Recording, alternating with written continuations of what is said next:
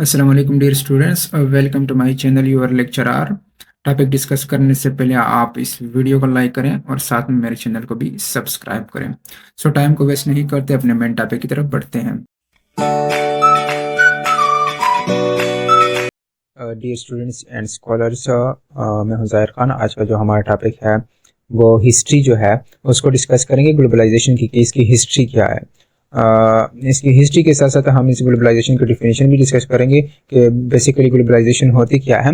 इससे पहला जो लेक्चर है वो मैंने भी ग्लोबलाइजेशन की डिफिनेशन के बारे में मैंने रिकॉर्ड किया हुआ था। अगर किसी ने वो वीडियो नहीं देखी तो काइंडली वहाँ जाके वो वीडियो भी देख लें।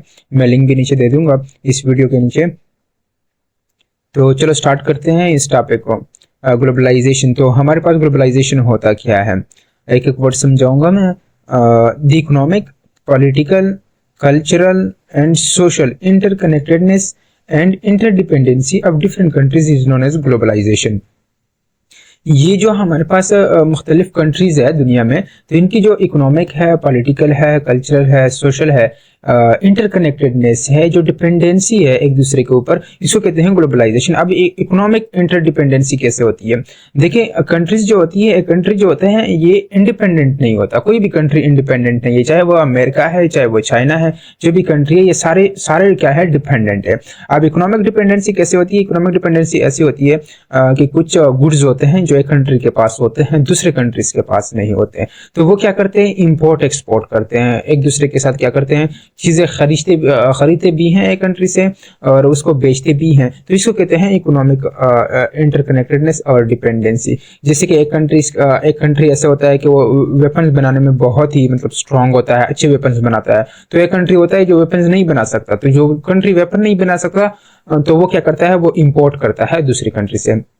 तो सिमिलरली कुछ कंट्रीज में क्या होता है, वीट, गंदम जो होती है, राइस जो होती है, वो नहीं होती, उनको जरूरत होती है वीट और राइस की, तो वो क्या कर लेता है, वो फिर इंपोर्ट करता है। तो ये होती है इकोनॉमिक डिपेंडेंसी। अब पॉलिटिकल डिपेंडेंसी क्या है? पॉलिटिकल डिपेंडेंसी, एक इंटरकनेक्टेडनेस यही है कि हर कंट्री ये चाहता है कि उसके जो नाइबर कंट्रीज है उसके साथ उसके ताल्लुकात क्या हो, बहुत ही अच्छे हो, उसकी तरफ से क्या हो, कोई खतरा ना हो। तो वो क्या करते हैं, एक दूसरे के साथ ट्रीटीज करते हैं, उसके साथ मुआहदे करते हैं। तो ये होती है पॉलिटिकल डिपेंडेंसी, एक इंटरकनेक्टेडनेस होती है।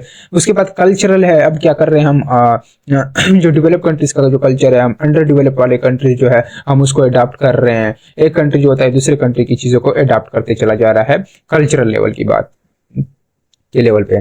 उसके बाद सोशल है। सिमिलरली जो इन्फॉर्मेशन होते हैं, आइडियाज होते हैं, एजुकेशन है हमारे पास, एक कंट्री दूसरे कंट्री को क्या कर रहा है, उसको सीख रहा है, उसको ले रहा है, उसको अडॉप्ट करते चला जा रहा है। तो ये होती है ग्लोबलाइजेशन, जो इंटरकनेक्टेडनेस और डिपेंडेंस होती है। लेकिन इकोनॉमिक पॉइंट ऑफ व्यू से अगर हम इसको देखेंगे तो the integration and interconnectedness of national economy with the world economy. हमारी जो नेशनल इकोनॉमी होती है, एक कंट्री की नेशनल इकोनॉमी, वो दूसरे कंट्रीज की जो इकोनॉमी होती है, जो वर्ल्ड इकोनॉमी होती है, उसके साथ इंटीग्रेटेड होती है, जुड़ी रहती है, उस पर डिपेंड करती है। मैंने पहले बताया कि एक कंट्री जो होता है वो इंडिपेंडेंट नहीं होता, दूसरे कंट्री के साथ क्या करता है, खरीद और फिरोख करता है। ये जो खरीद और फिरोख करता है, कंट्री किसी एक कंट्री को क्या करता है, गंदम बेच रहा है, वो दूसरे कंट्री से वो क्या ले रहा है, खुद वो राइस उसके बदले में ले रहा है। तो ये इंटरडिपेंडेंसी है इकोनॉमिक पॉइंट ऑफ व्यू से, इसको कहते हैं ग्लोबलाइजेशन। अब हिस्ट्री क्या है बेसिकली ग्लोबलाइजेशन की? अगर हिस्ट्री देखें तो एंशिएंट पीरियड्स को सबसे पहले देखते हैं, प्री 15th सेंचुरी को देखते हैं, 15 जो सदी है उससे पहले का दौर देखते हैं।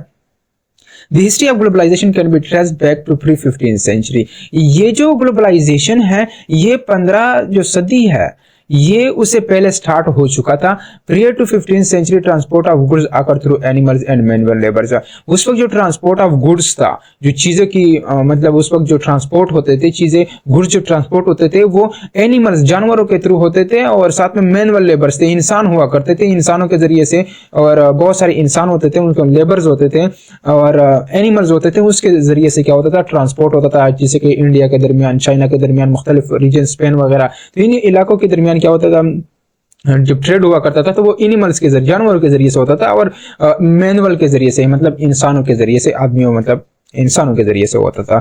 और इसके अलावा इसके स्पेसिफिक ट्रेड रूट्स हुआ करते थे।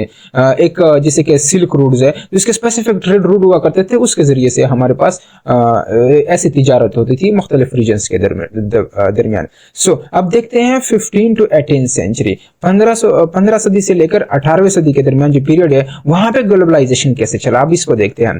During 15 to 18 century the globalisation was driven by colonisation. 15 और 18 सेंचुरी में क्या हुआ, कोलोनाइजेशन हुआ। अब कोलोनाइजेशन क्या है, इन 15th century the countries with high power claimed regions around the world such as in Africa and they formed colonies। ये जो पावरफुल कंट्रीज थे, जो जिन कंट्रीज के पास पावर था, डेवलप्ड कंट्रीज थे अपने दौर के 15 to 18 सेंचुरी, उन्होंने क्या कर दिया, मुख्तलिफ दुनिया के मुख्तलिफ कंट्रीज में उसने दावे किए हैं, मुख्तलिफ रीजन में सॉरी, कि मतलब ये जो रीजन्स हैं ये हमारे हैं। अच्छा, अब उन्होंने दावा कहाँ पे किया है, जो रीजन्स है वो कौन से रीजन्स पे उन्होंने क्लेम किया है, उन रीजन्स पे उन्होंने क्लेम किया है जहाँ पे रिसोर्सेज हुआ करते थे। तो जिस रीजन्स में इस दुनिया में रिसोर्सेज थे, जो कंट्रीज थे वो डेवलप कंट्रीज, उन्होंने क्या कर दिया, इस पे दावा बोल दिया कि ये हमारे हैं। तो उन्होंने उसके कॉलोनीज बना दिए आर्मी के जरिए से, उन्होंने आर्मी के जरिए से अटैक करके वहां पे क्या कर दिया, फोर्सफुली वहां पे क्या कर दिया, कॉलोनीज बना दिया। The countries with power started transportation from colonies to their developed countries। और उसके बाद जब कॉलोनीज बनाई गई तो इन कॉलोनीज से जो डेवलप्ड कंट्रीज थे उन्होंने ट्रांसपोर्ट शुरू कर दी रिसोर्सेज की, जो अंडर डेवलप्ड कंट्रीज थे जहां पे कॉलोनीज थी, कॉलोनीज से अपने कंट्रीज की तरफ उन्होंने रिसोर्सेज की ट्रांसपोर्टेशन शुरू कर दी। This the colonization became the foundation of economic modern economic globalization. इसको ठीक करे, मॉडर्न इकोनॉमिक ग्लोबलाइजेशन इसको कर दे। तो ये मॉडर्न ग्लोबलाइजेशन का बेस बन गया ये जो कोलोनाइजेशन है। अब 19th सेंचुरी को देखते हैं कि 19th सेंचुरी में ग्लोबलाइजेशन कैसे चला। In 19th century the globalisation was driven by technology. इस दौर में 19th सेंचुरी में हमारे पास क्या है, टेक्नोलॉजी आया। क्यों? क्योंकि इंडस्ट्रियलाइजेशन हो गई थी। जब इंडस्ट्रियलाइजेशन हो गई थी तो जाहिर सी बात है हमारे पास क्या आया, टेक्नोलॉजी आया। Such as steam powered ships आया, हमारे पास स्टीम पावर्ड शिप्स आए। पहले हमारे पास शिप्स नहीं हुआ करते थे, इससे पहले जो शिप्स हुआ करते थे उसको सीलिंग शिप्स कहा जाता है।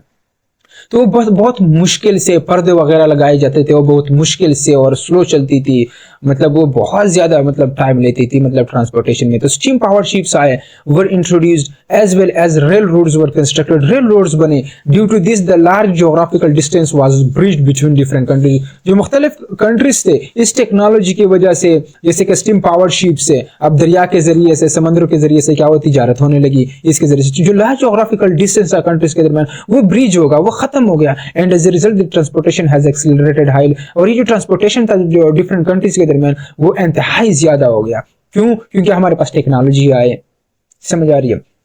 अब लास्ट जो लास्ट नहीं है, 20th सेंचुरी को अब देखते हैं कि 20th सेंचुरी में ग्लोबलाइजेशन कैसे चला, कैसे आगे बढ़ा। In 20th century the globalisation was driven by international institutions. 19th century में इंटरनेशनल इंस्टीट्यूशन बने और इंटरनेशनल इंस्टीट्यूशन का कंसेप्ट न्यू लिबरल्स ने दिया था। न्यू लिबरल्स है, ठीक है। अब such is in 1944 IMF and World Bank were constructed. और IMF को बनाया गया 1944 में और वर्ल्ड बैंक को बनाया। ये दोनों फाइनेंशियल इंस्टीट्यूशन है जिनका काम है दुनिया में फाइनेंशियल स्टेबिलिटी को मेंटेन करना। ये क्या करते हैं, जो ये अंडर डेवलप जो कंट्रीज होती है, जो डेवलपिंग कंट्रीज होती है, उनको फाइनेंशियल लोन देते हैं, पैसे देते हैं ताकि वो कुछ प्रोजेक्ट्स करें, उनको मतलब कर्जा देते हैं, लोन देते हैं। सिमिलरली और स्पेसिफिक इनके स्पेसिफिक कंडीशंस होते हैं, स्पेसिफिक इनके वो होते हैं, ऐसे नहीं देते हैं। सिमिलरली इन 1994 है। So 1994 World Trade Organization was establish. इसको चेक करें 1994 है या 1995 है। तो ये World Trade Organization was established. ये वर्ल्ड ट्रेड ऑर्गेनाइजेशन जो है यहाँ पे बना और वर्ल्ड ट्रेड ऑर्गेनाइजेशन ने ग्लोबलाइजेशन में बहुत ही इंपॉर्टेंट रोल अदा किया। और स्पेशली अगर हम बात करेंगे तो इसका काम था जो इकोनॉमिक ग्लोबलाइजेशन है उसने। क्यों? क्योंकि ये जो ट्रेड होता है बिटवीन द कंट्रीज, उसके लिए ये जो वर्ल्ड ट्रेड ऑर्गेनाइजेशन है ये रूल सेट करता है और ये वर्ल्ड ट्रेड ऑर्गेनाइजेशन की सुपरविजन करता है। अगर किसी कंट्रीज, अगर दो कंट्रीज के दरमियान कोई झगड़ा चल रहा है, इकोनॉमिक का कोई इशू चल रहा है, इकोनॉमिक जो ग्लोबलाइजेशन है, तो ये उसको रिजॉल्व भी करता है, उसको सॉल्व भी करता है। ये वर्ल्ड ट्रेड ऑर्गेनाइजेशन की रिस्पॉन्सिबिलिटी है। 21st century. अब 21st सेंचुरी ये जो है ये this is the 21st century where world is behaving like a village. जहां पे दुनिया अब क्या है, ये 21st सेंचुरी है जहां पे दुनिया एक विलेज की तरह बन चुकी है। Therefore it is often called as global village। इसलिए इसको ग्लोबल विलेज भी कहा जाता है। It is only made possible by internet and technology। और ये इंटरनेट और टेक्नोलॉजी की बदौलत से ये दुनिया जो है इतनी करीब हो गई है, इतनी हाईली इंटरकनेक्टेड हुई है कि विलेज एक गांव की तरह बन गई है। तो आज का था ये हमारा topic. Thank you so much. और इस वीडियो को लाजमी लाइक करें और इस चैनल को भी लाजमी सब्सक्राइब करें। Thanks to all dear students and scholars.